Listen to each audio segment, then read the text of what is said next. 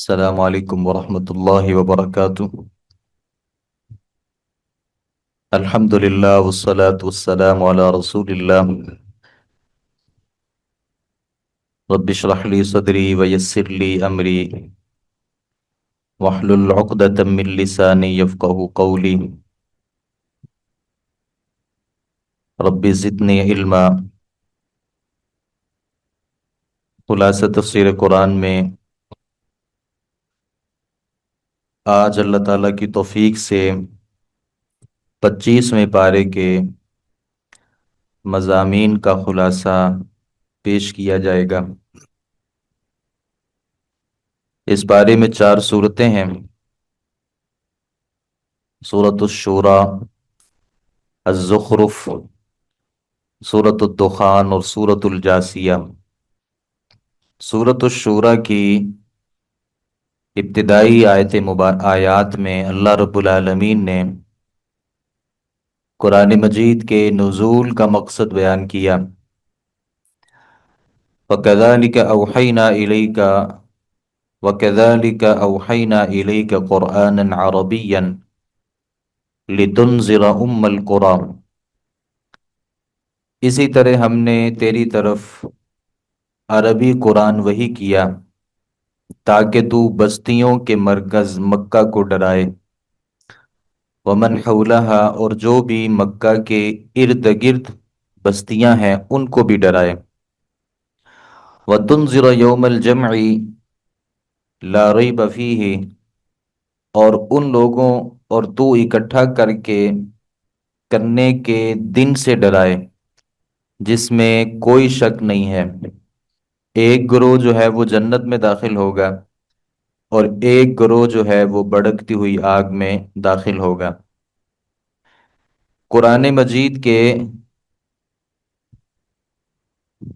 جو نزول کے مقاصد ہیں ان میں ایک بہت بڑا مقصد یہ ہے کہ اس قرآن مجید کے وعلیکم السلام اس قرآن مجید کے ذریعے لوگوں کو ڈرانے کی ضرورت ہے، لوگوں کو نصیحت کرنے کی ضرورت ہے۔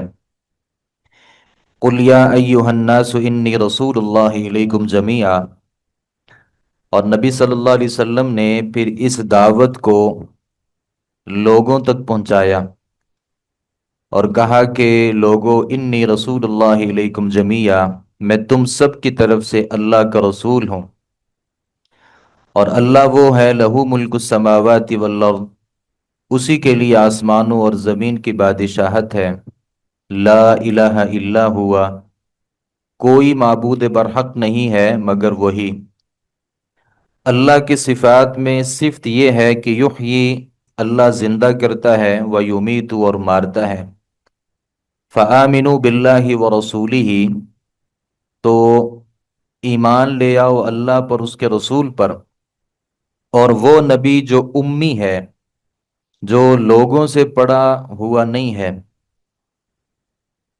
فاطر السماوات والارض، اللہ وہ ہے جو آسمان و زمین کو نئے سرے سے پیدا کرنے والا ہے۔ جعل لکم من انفسکم ازواجا، اس نے تمہارے لیے تمہارے نفسوں سے جوڑے بنا دیے، وَمِنَ الْأَنْعَامِ أَزْوَاجًا، اور جانوروں سے بھی جوڑے بنا دیے، يَزْرَعُكُمْ فِيهِ، وہ تمہیں اس جہاں میں پھیلا دیتا ہے، لَيْسَ كَمِثْلِهِ شَيْءٌ، اللہ جیسی کوئی چیز نہیں ہے، اللہ کی مثل کوئی چیز نہیں ہے۔ اللہ تعالیٰ کی جو صفات ہیں ان صفات میں کوئی بھی اللہ رب العالمین کے اللہ تعالیٰ کی طرح نہیں ہو سکتا۔ بعض لوگوں نے کہا کہ اللہ کی صفات لوگوں میں بھی ہو سکتی ہیں، جیسا کہ کسی نے کہا کہ اللہ سننے والا ہے، اللہ دیکھنے والا ہے، تو انسان بھی سنتا ہے، انسان بھی دیکھتا ہے، تو دیکھنے اور سننے میں انسان اللہ کی صفات جیسا ہے، حالانکہ قرآن کہتا ہے اللہ جیسی کوئی چیز نہیں ہے، واقعتاً اللہ جیسی کوئی چیز نہیں ہے، لیکن انسان کے سننے اور دیکھنے کی جو ایک لمٹ ہے وہ متعین ہے۔ اللہ کے دیکھنے اور سننے کی لمٹ نہیں ہے، اور انسان کے دیکھنے اور سننے کی ایک مدت ہے، اور اس مدت کے بعد انسان نہ سن سکتا ہے نہ دیکھ سکتا ہے، جبکہ اللہ رب العالمین کے سننے اور دیکھنے کی نہ کوئی مدت ہے نہ کوئی لمٹ ہے۔ میں دیوار کے پیچھے کیا ہو رہا ہے میں اسے نہیں دیکھ سکتا، اللہ کائنات میں موجود ہر چیز کو دیکھ رہا ہے، لہٰذا اللہ جیسی صفات کسی کی نہیں ہے، اور کوئی اللہ رب العالمین جیسا ہو نہیں سکتا۔ اللہ کی صفات اللہ کے بندوں میں منتقل کرنا یہ بھی غلط ہے۔ بعض لوگوں نے اللہ کی صفات کو اللہ کے بندوں میں منتقل کیا، اور یہ شرک ہوتا ہے۔ یعنی جیسا کوئی آدمی کہے کہ اللہ بھی داتا ہے اور فلاں بھی داتا ہے، تو اس نے اللہ کی صفات کو اللہ کے بندے میں منتقل کیا، تو یہ اللہ رب العالمین کے ساتھ یہ بھی شرک ہے۔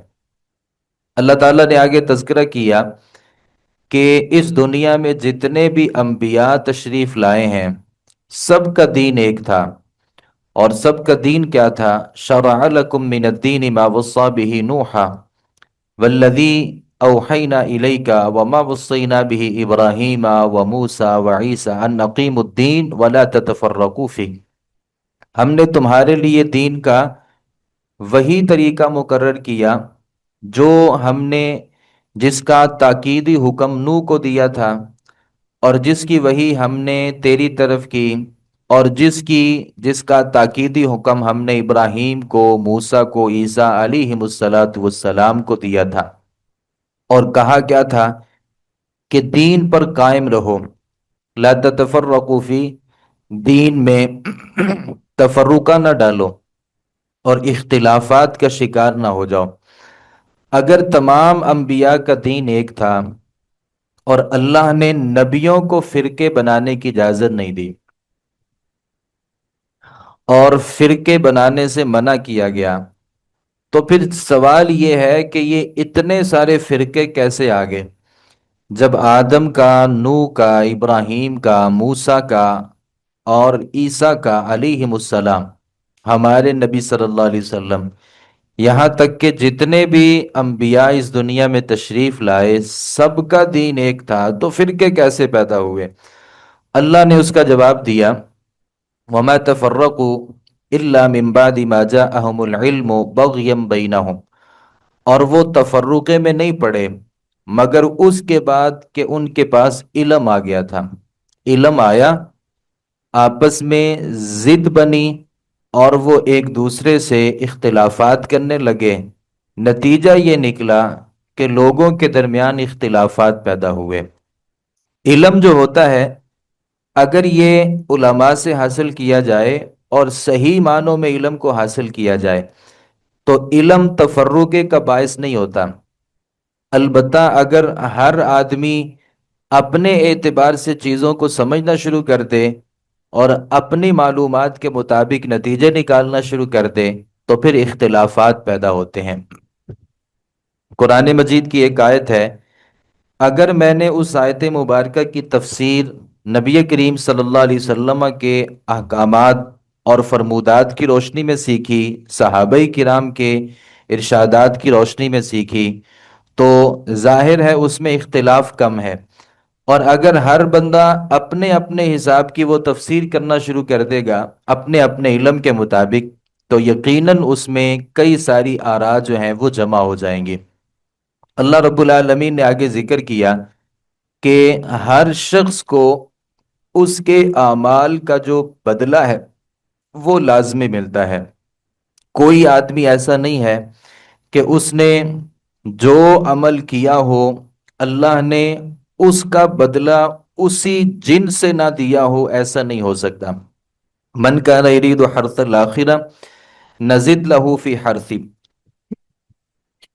جو کوئی آخرت کی کھیتی چاہتا ہے ہم اس کے لیے اس کی کھیتی میں اضافہ کر دیتے ہیں، اور جو دنیا کی کھیتی چاہتا ہے ہم اسے اس میں سے کچھ دے دیتے ہیں۔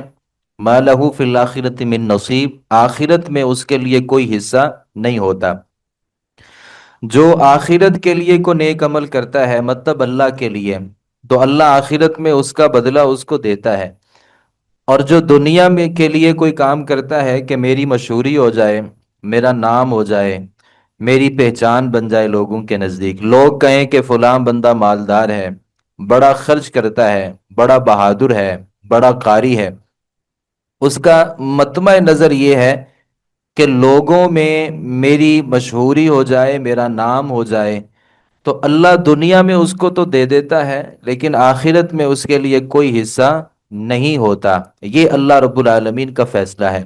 یہاں یہ بات بھی سمجھیے کہ بسا اوقات کوئی آدمی اللہ کے لیے ہی کام کر رہا ہوتا ہے، اس کے باوجود اللہ اسے دنیا میں ایک نام دے دیتا ہے، ایک مقام دے دیتا ہے، ایک منصب دے دیتا ہے، تو ایسے آدمی کے لیے آخرت کا اجر جو ہے وہ موقوف نہیں ہوگا، وہ ختم نہیں ہوگا، کیونکہ اس سے اللہ محبت کر رہا ہے اور اللہ نے اس کی محبت لوگوں کے دلوں میں ڈال دی ہے، تو اس کی جو محبت ہے نا وہ حقیقی محبت ہے لوگوں کے دلوں میں، اور لوگ اس کا احترام کرتے ہیں، اس کو ایک بڑا نام مل گیا ہے، تو یہ مطلب نہیں ہے کہ اس کا آخرت میں کوئی حصہ نہیں ہے۔ اگر بندے کا یہ ہو کہ مجھے صرف اور صرف دنیا چاہیے اور اس کا مطمع نظر آخرت بالکل نہیں ہے، تو ایسی صورت میں اللہ رب العالمین کی طرف سے اسے آخرت میں کوئی چیز نہیں ملے گی۔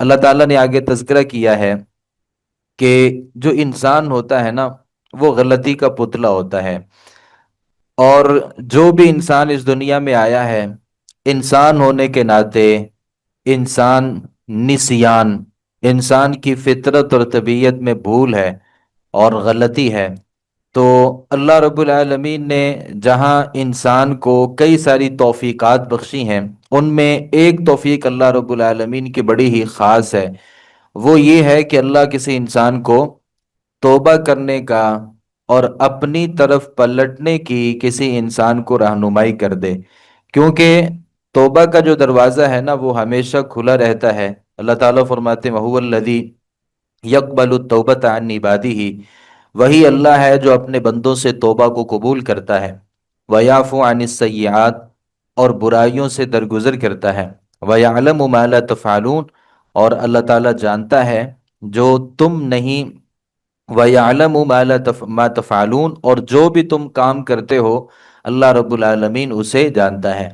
تو انفرادی طور پہ توبہ کا دروازہ اس وقت تک بند ہوتا ہے جب روح نکالنے والے فرشتے حاضر ہوتے ہیں، اور مجموعی طور پر تمام انسانوں کے لیے توبہ کا باب اس وقت تک بند ہو جائے گا جب قیامت کے قریب سورج جو ہے وہ مغرب سے طلوع ہو جائے گا، تو اس وقت تمام کے تمام لوگوں کے لیے اجتماعی طور پہ جو توبہ کا دروازہ ہے وہ بند ہو جائے گا۔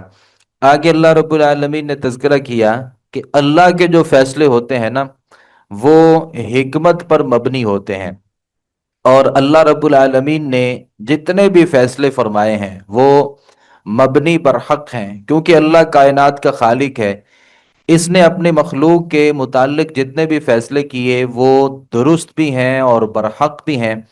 کسی کو اللہ نے اندھا بنا دیا، کسی کو اللہ نے لولا بنا دیا، کسی کو لنگڑا بنا دیا، کسی کو خوبصورت بنا دیا، کسی کو بدصورت بنا دیا، کسی کو اللہ نے بڑا ذہین بنا دیا تو کوئی کند ذہن ہے۔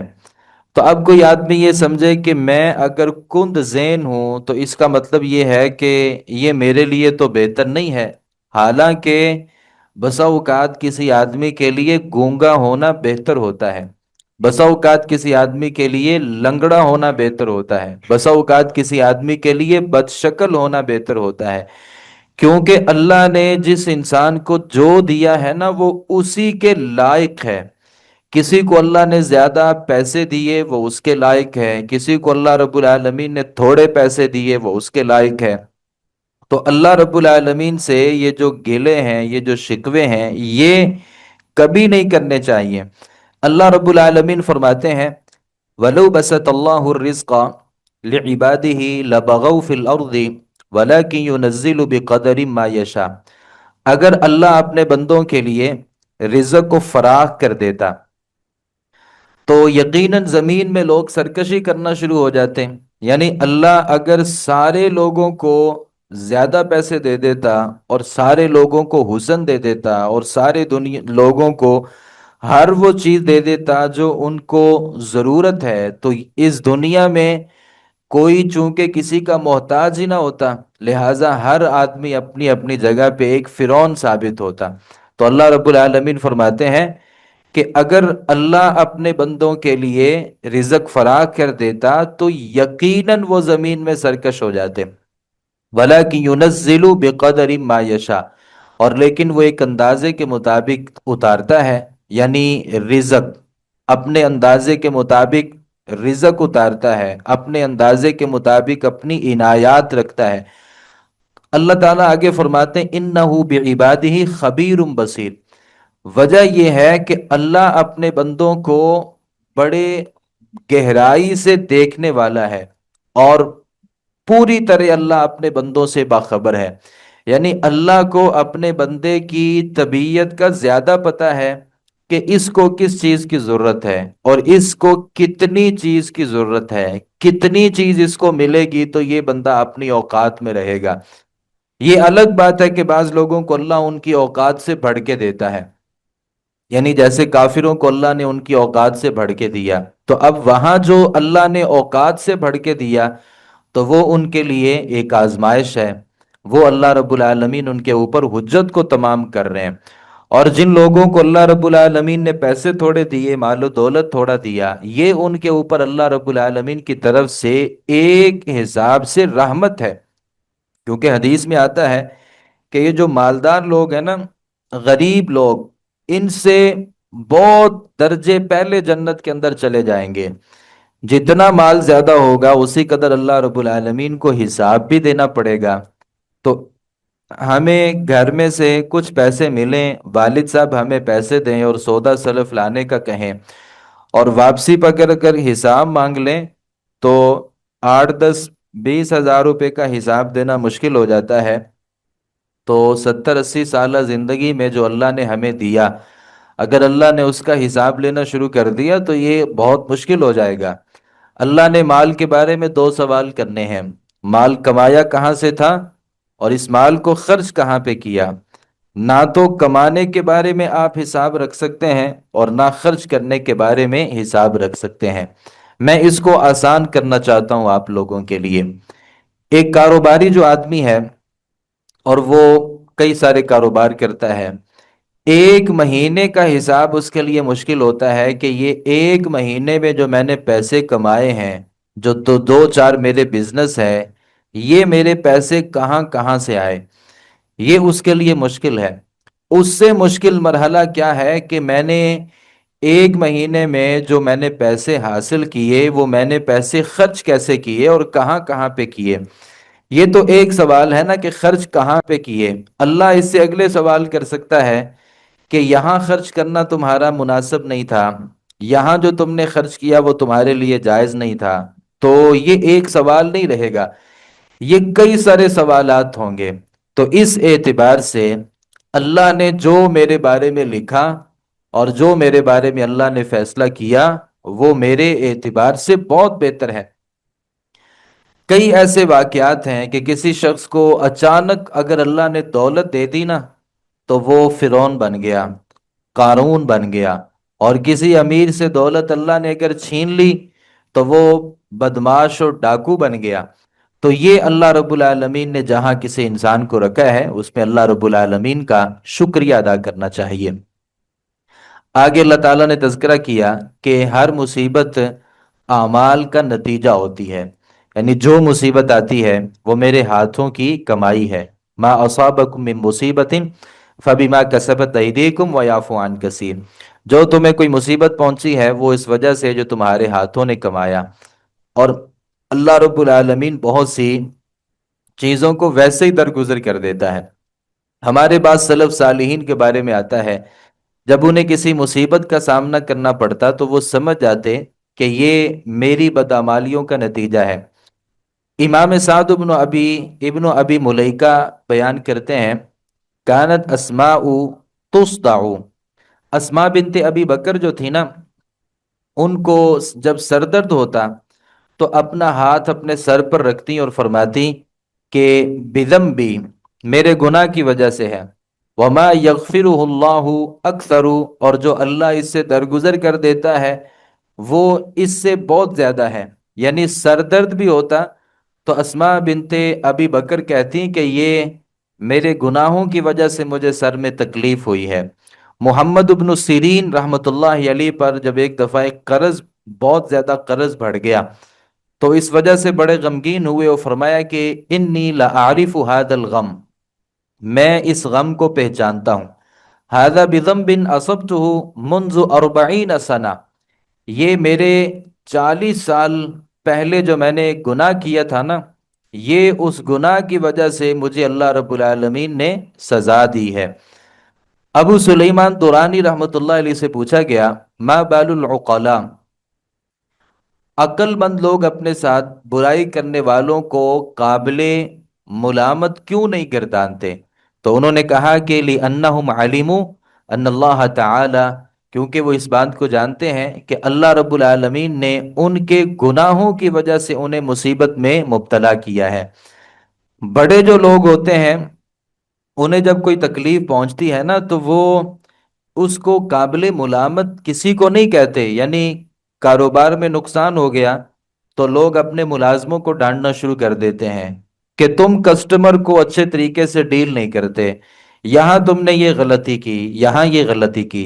अक्लमंद जो आदमी होता है वो इन चीजों को काबिल मुलामत नहीं समझता।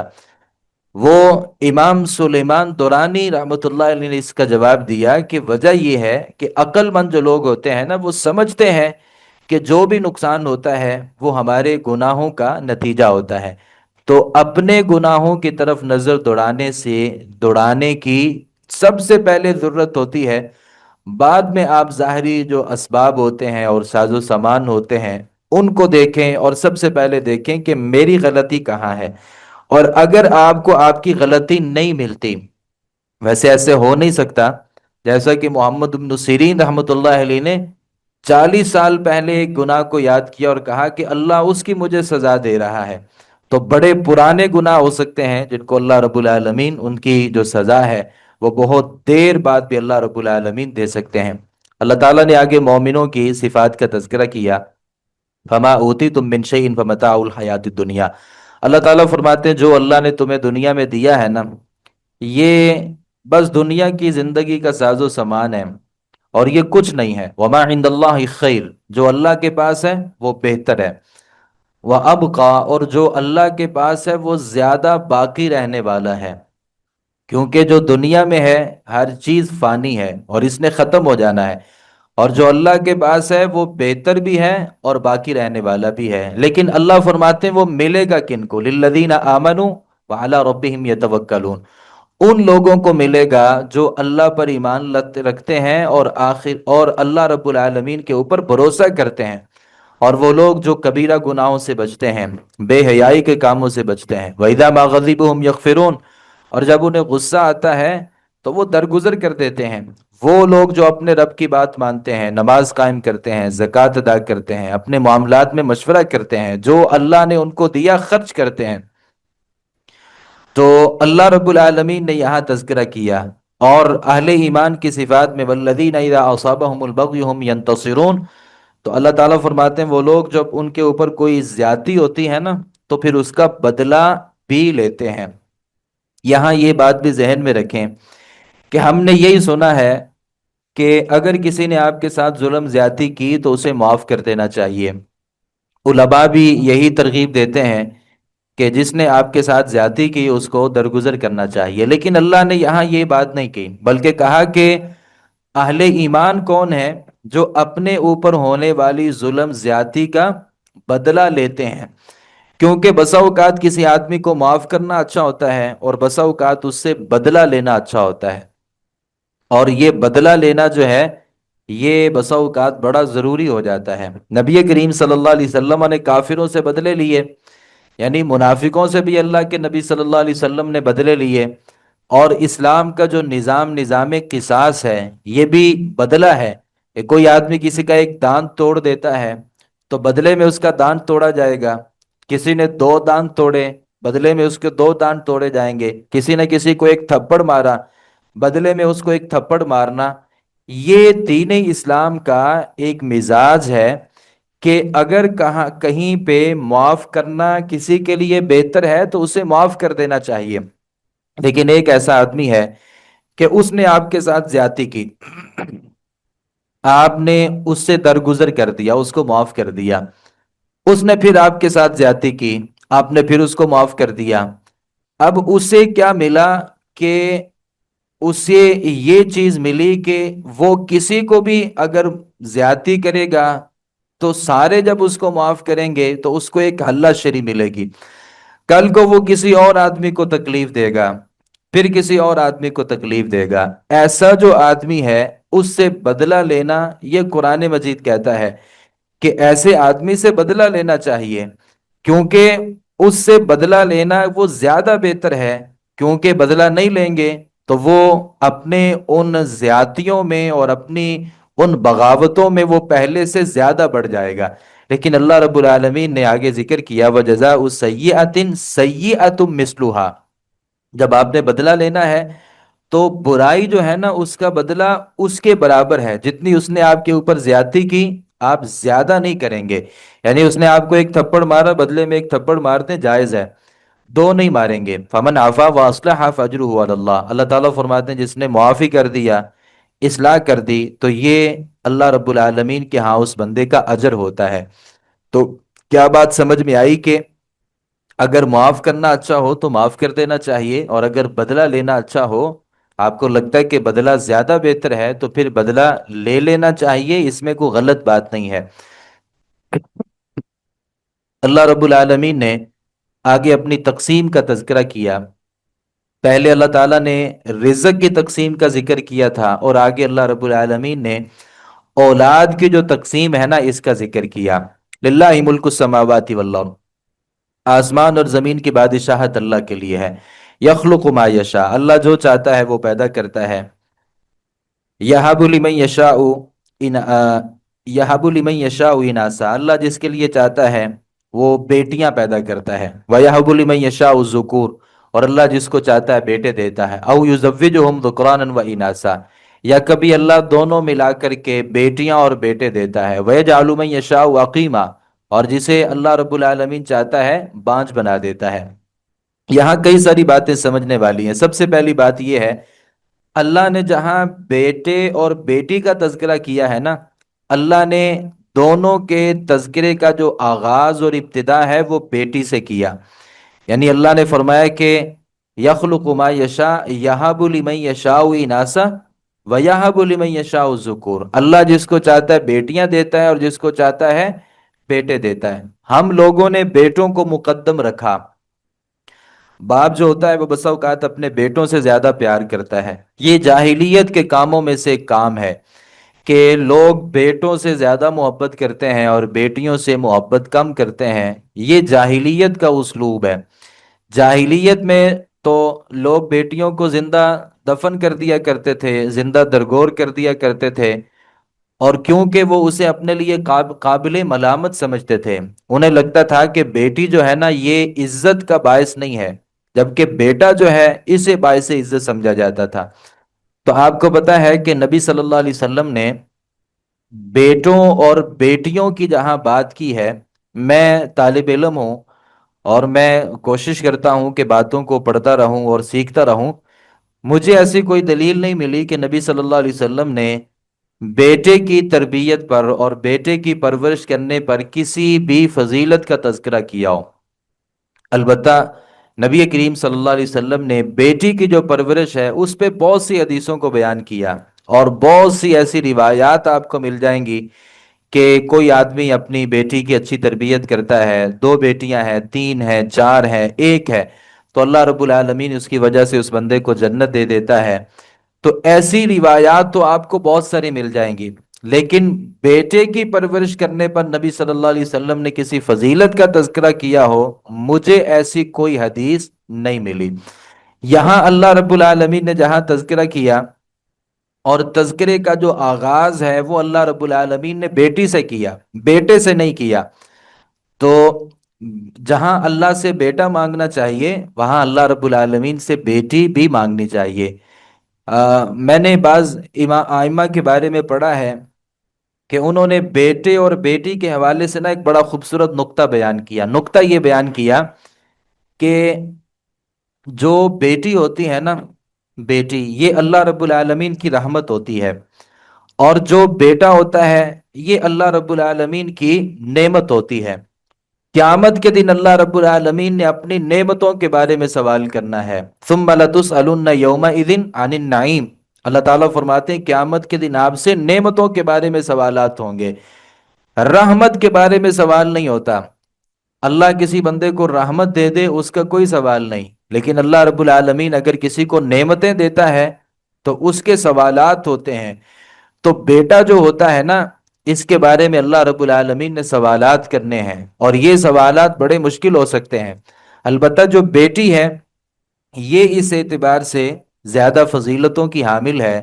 یہاں یہ بات بھی سمجھنے کی ضرورت ہے کہ جن خواتین کو یہ مسئلہ ہے نا کہ اسلام نے ہمارے حقوق بیان نہیں کیے، یہ ابھی 8 مارچ گزرا اور آپ نے دیکھا ہوگا کہ خواتین مارچ جو ہے وہ اپنے حقوق کے لیے ہاتھ میں کتبے اٹھائے ہوتے ہیں اور اپنے حقوق کی جنگ لڑ رہی ہوتی ہیں، اور انہیں لگتا ہے کہ اسلام انہیں کوئی حقوق نہیں دیتا۔ قسمم باللہ، اسلام نے جیسے حقوق عورتوں کو دیے ہیں، اسلام کے علاوہ دنیا کا کوئی مذہب اس کو وہ حقوق نہیں دے سکتا۔ یہاں بھی عورت یہ کہے کہ مجھے حقوق نہیں ملے، اللہ نے جہاں تذکرہ کیا عورت کو پہلے کیا، نبی صلی اللہ علیہ وسلم نے بیٹے اور بیٹی کا جہاں تذکرہ کیا تو بیٹی کی پرورش پر کئی ساری حدیثوں کو بیان کیا۔ ماں اور باپ، بیٹوں نے ماں اور باپ کی خدمت کرنی ہے، تو خدمت میں یہ کہا کہ جس نے سوال کیا کہ میرے اوپر زیادہ حسن سلوک کا حق کس کا ہے، تو آپ صلی اللہ علیہ وسلم نے فرمایا امو کا، تیری ماں کا زیادہ حق ہے۔ 3 دفعہ اللہ کے نبی صلی اللہ علیہ وسلم نے ماں کا حق بیان کیا اور 1 دفعہ والد کا حق بیان کیا۔ تو جہاں بیوی ہوتی ہے وہاں نبی صلی اللہ علیہ وسلم فرماتے ہیں خیر متاع الدنیا المرأۃ الصالحہ، دنیا کا جو بہترین ساز و سامان ہے وہ نیک بیوی ہوتی ہے۔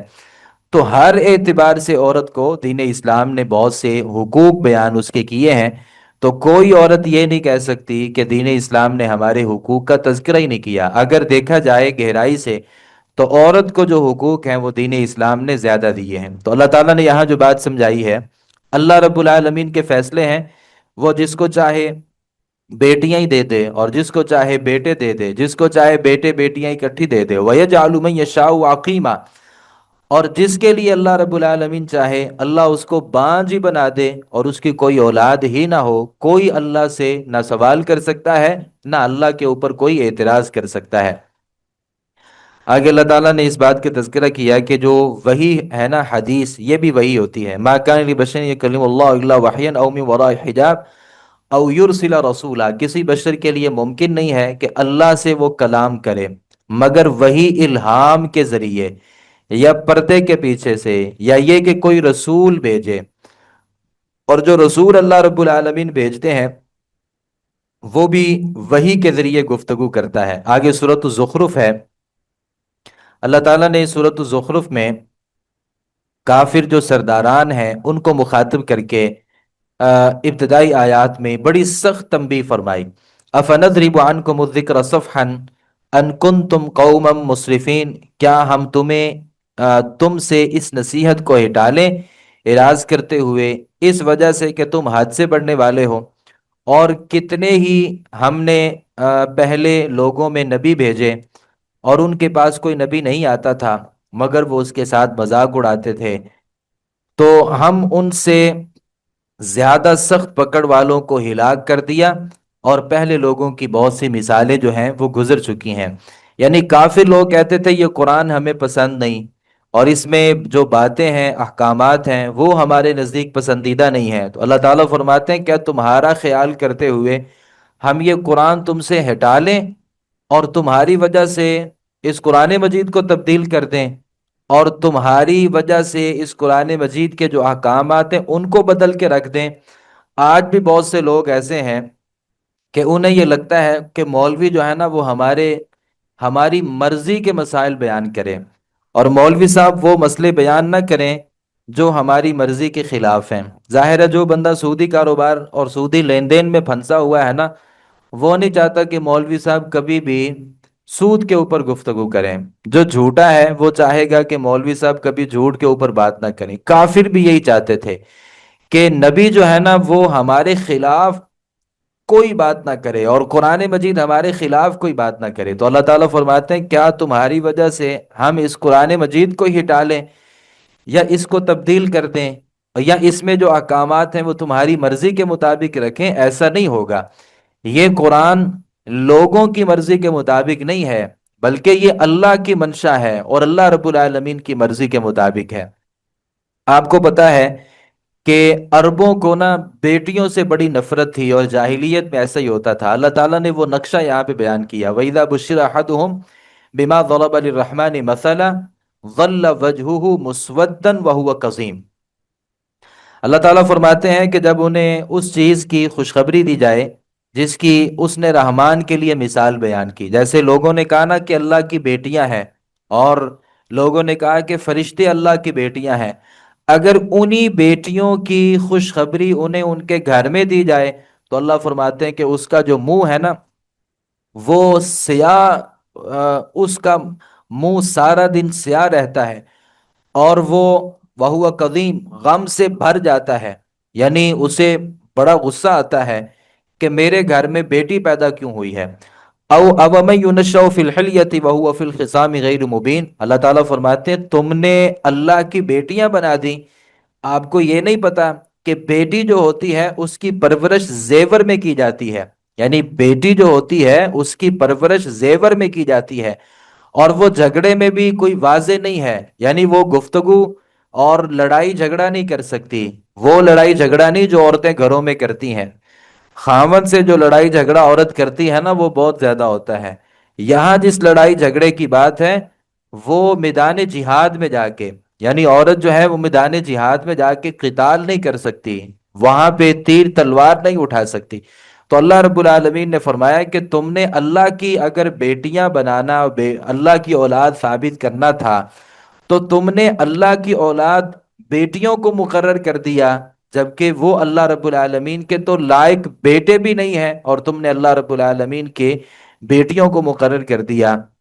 کافروں کا اعتراض یہ تھا کہ اللہ نے کسی بڑے آدمی کو، بہت بڑے آدمی کو اللہ رب العالمین نے ہمارے اوپر نبی بنا کر کے کیوں نہیں بھیجا؟ کافروں نے کہا کہ لولا نزل هذا القرآن على رجل من القريتين عظیم۔ کافر یہ کہتے تھے کہ اللہ نے اگر قرآن کسی بندے کے اوپر بھیجنا ہی تھا تو مکہ کے کسی سردار کے اوپر بھیج دیتے، یا طائف کے کسی سردار کے اوپر قرآن مجید بھیج دیتے۔ تو اللہ تعالیٰ نے آگے اس کا جواب دیا، اہم یقسمون رحمت ربک، کیا یہ اللہ کی رحمت کو خود تقسیم کرنا چاہتے ہیں؟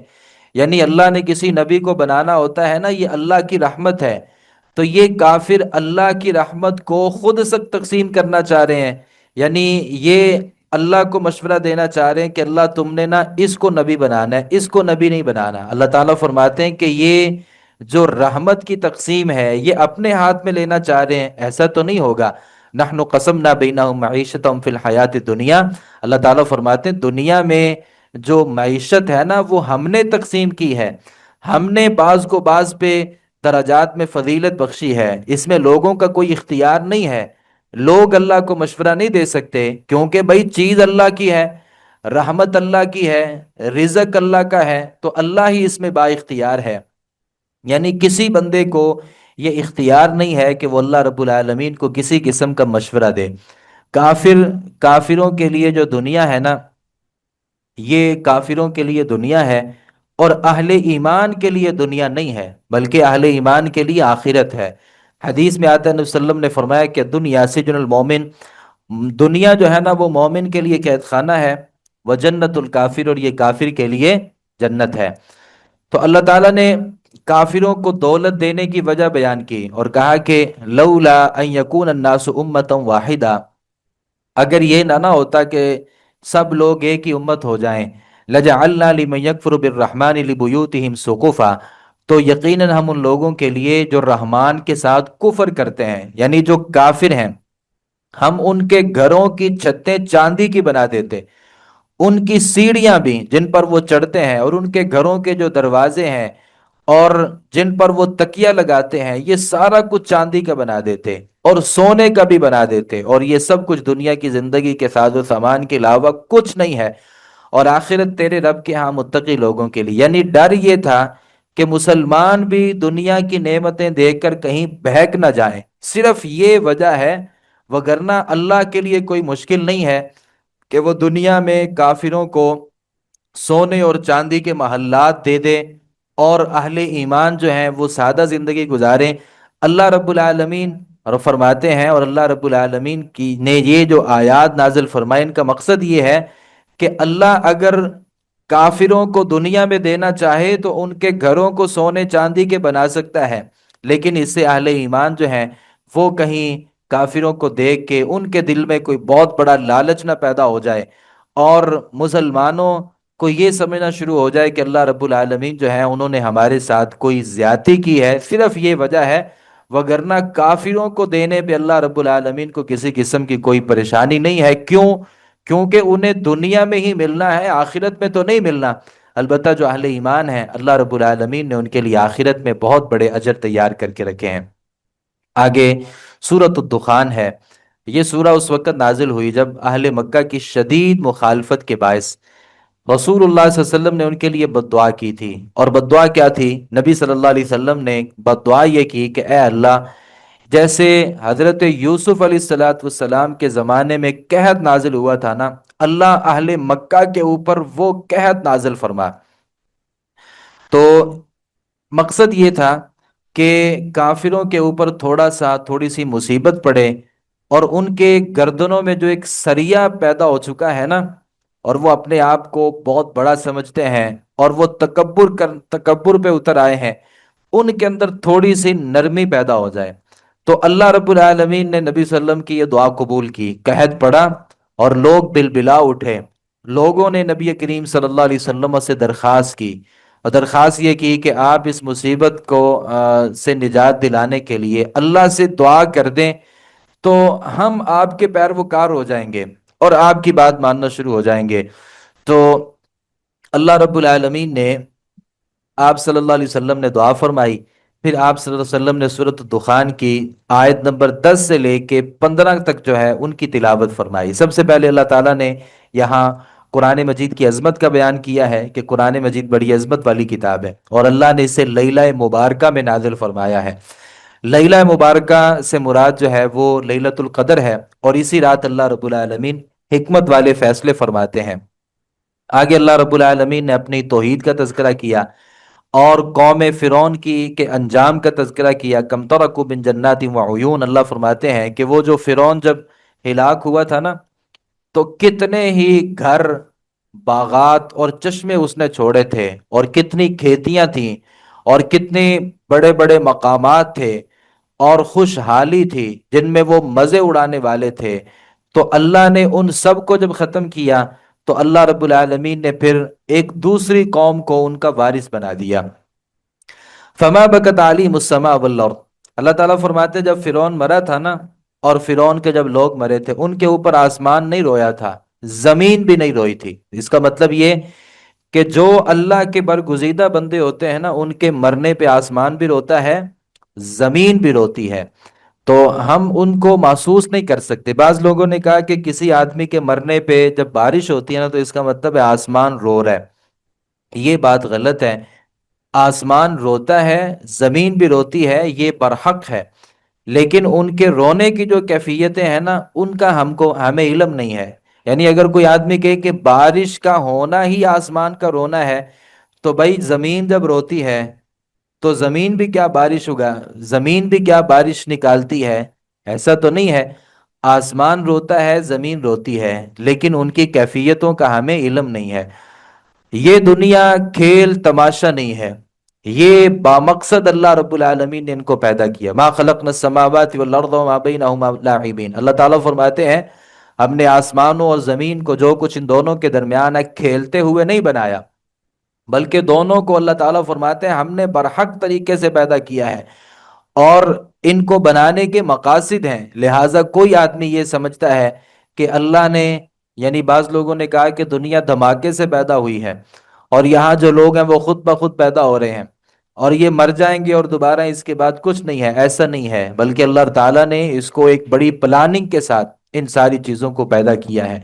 پھر بھی کوئی آدمی اگر نہیں مانتا، کہتا نہیں دنیا کی کوئی حیثیت نہیں ہے، آخرت بھی کچھ نہیں ہے، تو اللہ رب العالمین ایسے جہنمیوں کے بارے میں فرماتے ہیں ان شجرۃ الزقوم، زقوم کا جو درخت ہے نا، طعام الاسیم، گناہ گاروں کا کھانا ہے، کالمہل یغلی فی البطون، پگھلے ہوئے تانبے کی طرح پیٹوں میں کھولتا ہے، گرم پانی کے کھولنے کی طرح. خذوہ فاعتلوہ الی سواء الجحیم، اللہ تعالیٰ فرماتے ہیں اسے پکڑو اور بھڑکتی ہوئی آگ کے درمیان تک دھکیل کر کے لے جاؤ اسے. ثم صبوا فوق رأسہ من عذاب الحمیم، پھر کھولتے ہوئے پانی کا جو عذاب ہے وہ اس کے سر کے اوپر ڈھیلو، اور اس آدمی سے کہا جائے گا ذق انک انت العزیز الکریم، چکھ اس مزے کو، تو دنیا میں بڑا باعزت تھا اور بڑی تیری عزتیں تھیں. ان ھذا ما کنتم بہ تمترون، یہ قیامت وہی ہے جس کے بارے میں تم شک کیا کرتے تھے. اور اللہ رب العالمین نے اس کے مقابلے میں جو متقین تھے اور اہل تقوی تھے، اللہ رب العالمین نے ان کا انجام ذکر کیا. ان المتقین فی مقام امین، جو متقی لوگ ہیں وہ امن کی جگہ میں ہوں گے. فی جنات وعیون یلبسون من سندس واستبرق متقابلین کذالک وزوجناہم بحور عین، باغوں میں اور چشموں میں ہوں گے، باریک ریشم اور گاڑے ریشم کا لباس جو ہے وہ ان کو اللہ رب العالمین کی طرف سے دیا جائے گا. یہ جنتی آمنے سامنے بیٹھے ہوں گے اور اس طرح ہوگا کہ ہم ان کا جو نکاح ہے وہ سفید جسم والی اور سیاہ آنکھوں والی عورتوں کے ساتھ کریں گے، اور ان کی آنکھیں بڑی بڑی ہوں گی، اور اس میں ہر پھل بے خوف ہو کر کے وہ منگوائیں گے، اور اس میں موت کا ذائقہ نہیں ہوگا، وہ مریں گے نہیں، مگر موت جو پہلی دفعہ انہیں آ گئی تھی اس کے علاوہ کوئی موت نہیں ہوگی. اور اللہ رب العالمین فرماتے ہیں وَوَقَاهُمْ عَذَابَ الْجَحِيمِ، اللہ انہیں بڑکتی ہوئی آگ سے بھی بچا کر کے رکھیں گے. ذَلِكَ هُوَ الْفَوْزُ الْعَظِيمُ، اللہ تعالیٰ فرماتے ہیں یہ بہت بڑی کامیابی ہے کہ کسی آدمی کو اللہ رب العالمین کی طرف سے جنت مل جائے. تو یہ سورۃ الدخان میں اللہ نے دونوں لوگوں کی زندگی جو ہے اس کو بیان کیا، اور پھر ان کے انجام کا بھی تذکرہ کیا، اور پھر جنت اور جہنم میں جا کر کے انہیں ملے گا کیا، اللہ رب العالمین نے ان تمام چیزوں کا سورۃ الدخان میں تذکرہ فرمایا ہے. آگے سورۃ الجاثیہ ہے. اللہ تعالیٰ نے سب سے پہلے اس سورہ مبارکہ میں اللہ کی جو تخلیقات ہیں نا، جو اللہ کی بڑی بڑی مخلوقات ہیں، اللہ تعالیٰ نے ان کا تذکرہ کیا. ان فی السماوات والارض لآیات للمؤمنین، آسمانوں اور زمین میں ایمان رکھنے والوں کے لیے بہت سی نشانیاں ہیں. وفی خلقکم، اللہ تعالیٰ فرماتے ہیں سب سے پہلے تو تمہاری جو پیدائش ہے اس میں نشانیاں ہیں. وما یبث من دابہ، جو جاندار اللہ نے زمین پر پھیلا دیے ہیں اس میں نشانیاں ہیں، لیکن یہ نشانیاں ان لوگوں کے لیے ہیں جو یقین رکھنے والے ہیں. واختلاف اللیل والنہار، دن اور رات کے اختلاف میں نشانیاں ہیں. وما انزل اللہ من السماء من رزق، جو اللہ نے آسمان سے رزق اتارا ہے اس میں نشانیاں ہیں. فاحیا بہ الارض بعد موتها، کہ اللہ اس آسمان سے برسنے والی بارش کے ذریعے مردہ زمین کو زندہ کرتا ہے. وتصریف الریاح، ہوا کا جو ہیر پھیر ہے، ہوا چلتی ہے اور وہ چلتی چلی جاتی ہے، اس میں اللہ رب العالمین کی نشانیاں ہیں.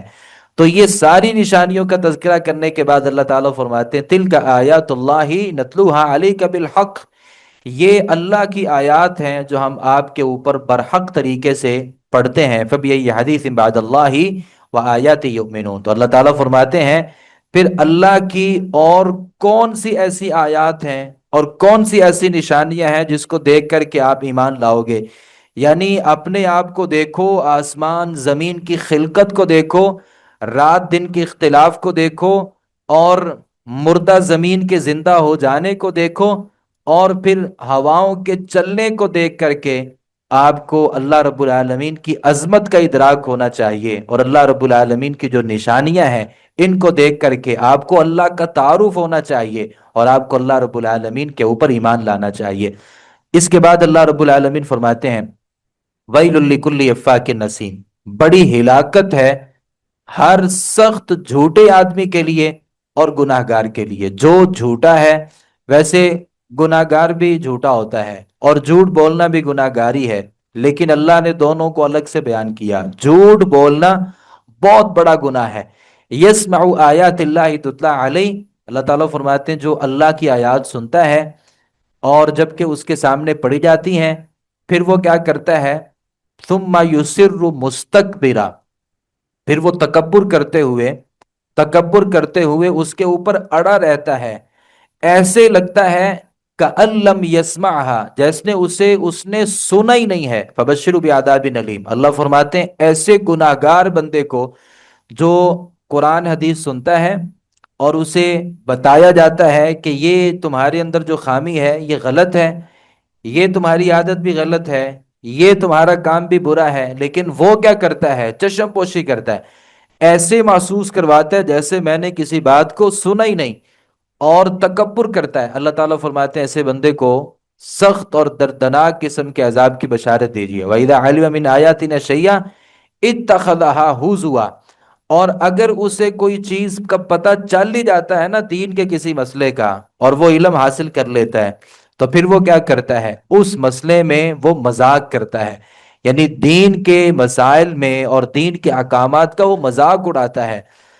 اللہ تعالیٰ فرماتے ہیں اولئک لہم عذاب مہین، ایسے لوگوں کے لیے اللہ رب العالمین کے ہاں رسوا کرنے والا عذاب ہے۔ اللہ تعالیٰ نے ان کے لیے رسوا کرنے کا عذاب جو ہے وہ مقرر کیا ہے۔ آگے اللہ رب العالمین نے بیان کیا بنی اسرائیل کے منصب نبوت سے جو معزولی ہے نا، اللہ رب العالمین نے اس کو بیان کیا۔ آغاز والی صورتوں میں بار بار اس بات کا اعلان کیا گیا تھا کہ بنی اسرائیل کو نبوت کے منصب سے معزول کر کے بنو اسماعیل کے جو نبی کریم صلی اللہ علیہ وسلم ہے نا، اللہ رب العالمین نے ان کو یہ منصب عطا کیا ہے۔ وَلَقَدْ آتَيْنَا بنی اسرائیل الکتاب والحکم والنبوہ، اللہ تعالیٰ فرماتے ہیں ہم نے بنی اسرائیل کو کتاب بھی دی تھی، حکم بھی دیا تھا، نبوت بھی عطا کی تھی، انہیں ہم نے رزق بھی دیا تھا، اور جہان والوں پر ہم نے انہیں فضیلت بھی عطا کی تھی۔ وَآتَيْنَاهُمْ بَيِّنَاتٍ مِّنَ الْأَمْرِ فَمَا اخْتَلَفُوا إِلَّا مِن بَعْدِ مَا جَاءَهُمُ الْعِلْمُ، علم آ جانے کے بعد پھر انہوں نے جب اختلاف کیا تو اللہ رب العالمین نے یہ منصب ان سے چھین لیا۔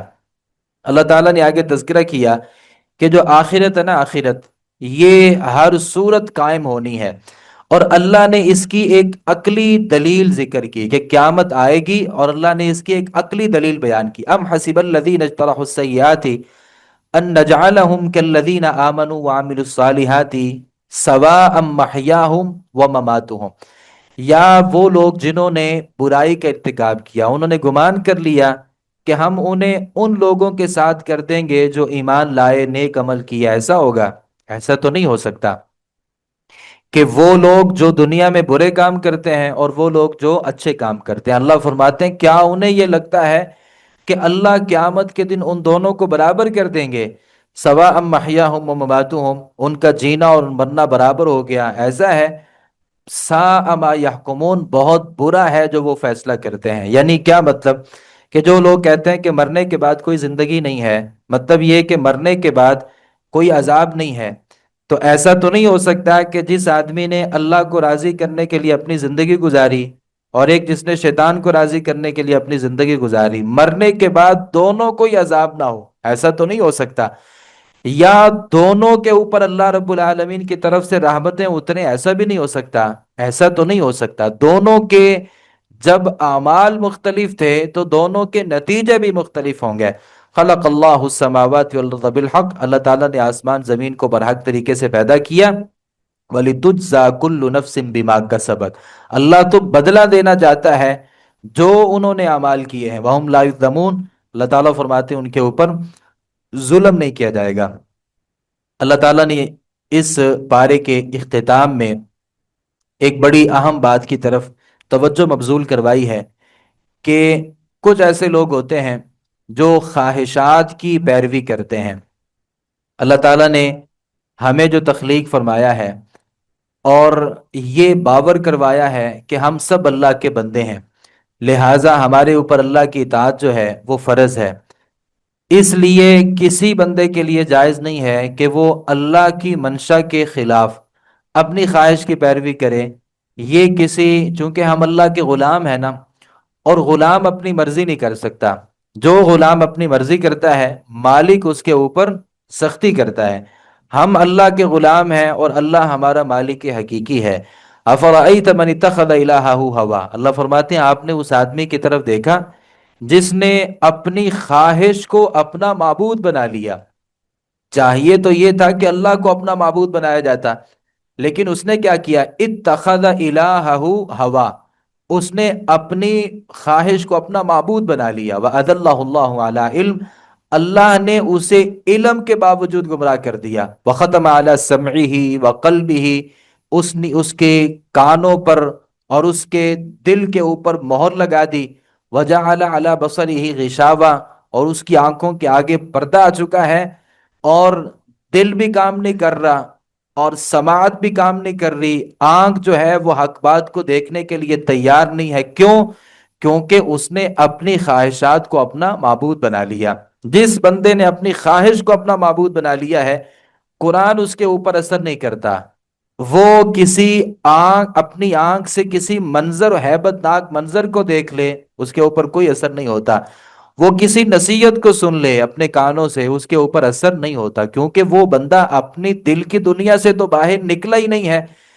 اگر وہ اپنی دل کی دنیا سے باہر نکلا ہو، اللہ کو اس نے اپنا خالق مالک سمجھا ہو، تو پھر وہ اپنے خواہشات کے پیچھے نہیں چلتا۔ فَمَن يَهْدِ مِن بَعْدِ اللَّهِ أَفَلَا تَذَكَّرُونَ، تو اللہ رب العالمین فرماتے ہیں پھر اللہ کے بعد کون ہے جو ہدایت دے؟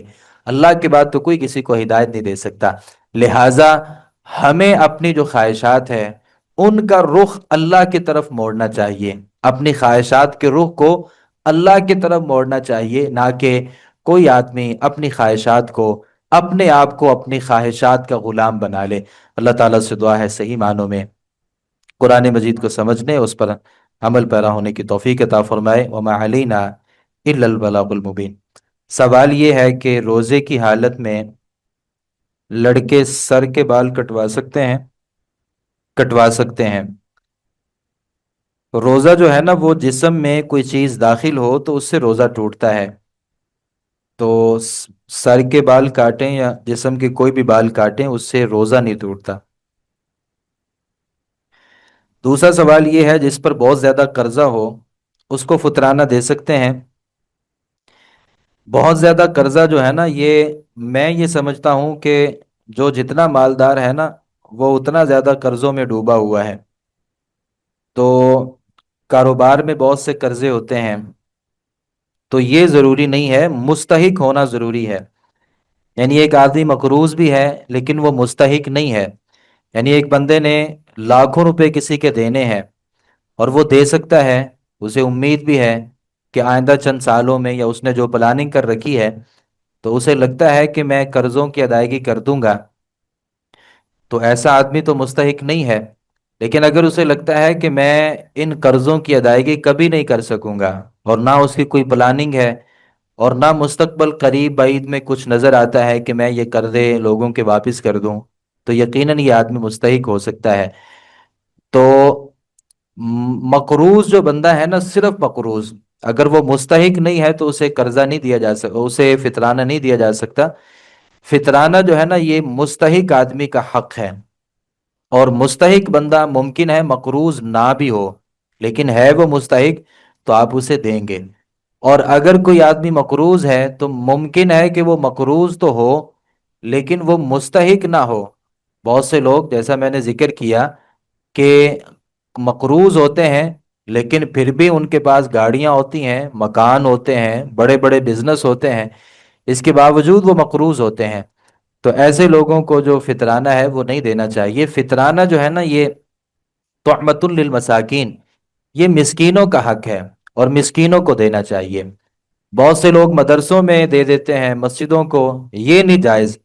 اگر مدارس میں کوئی مساکین لوگ رہتے ہیں تو ان کی ایک صورت الگ ہے، یہ مسکینوں کو دینا چاہیے۔ مسکین جو ہے نا وہ اس کے زیادہ حق رکھتے ہیں۔ سبحانک اللہم و بحمدک اشہد ان لا الہ الا انت استغفرک و اتوب الیک۔